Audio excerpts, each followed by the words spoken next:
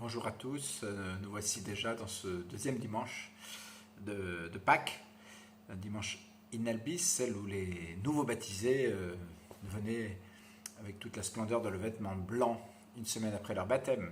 Donc c'est dans la joie de ceux qui ont quand même été baptisés ailleurs dans le monde que chez nous que nous célébrons la résurrection du Seigneur.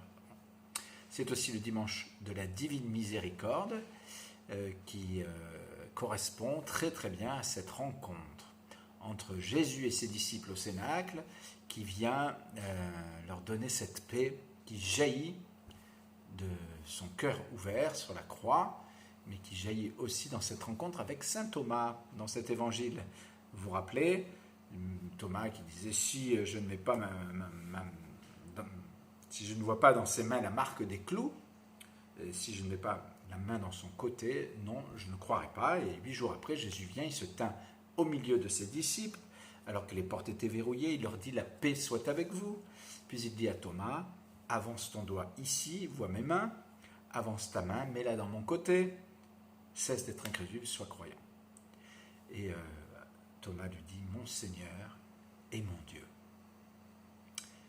Jésus leur donne l'Esprit Saint également pour le pardon des péchés. C'est donc un moment d'envoi très fort, de rencontre, de communion très forte entre les disciples et Jésus et entre Thomas et son Seigneur. Et on est invité, nous aussi, à faire un peu cette rencontre avec la divine miséricorde de Dieu à notre égard.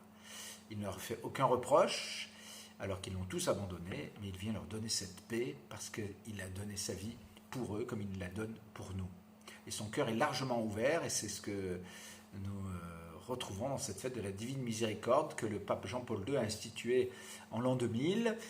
Lui-même est mort 5 ans plus tard dans la nuit de la Divine Miséricorde, et ceci correspond à une vieille tradition dans l'Église que de s'approcher du cœur de Jésus depuis le Moyen-Âge, depuis Sainte Marguerite Marie à la Coque, et on peut penser au bienheureux Charles de Foucauld, à Saint Jean Eudes, à Thérèse de Lisieux, et puis bien sûr à Sainte Faustine, qui elle a reçu des révélations particulières en Pologne au cours du XXe siècle, qui a reçu bien sûr le pape Jean-Paul II, qui l'ont beaucoup marqué, et qui fait qu'il nous donne cette fête, puisque dans ces révélations, Jésus dit à Sainte Faustine « Je désire que le premier dimanche après Pâques soit la fête de la miséricorde ».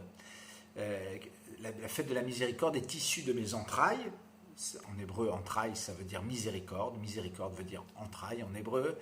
Et je désire qu'elle soit fêtée solennellement le premier dimanche après Pâques.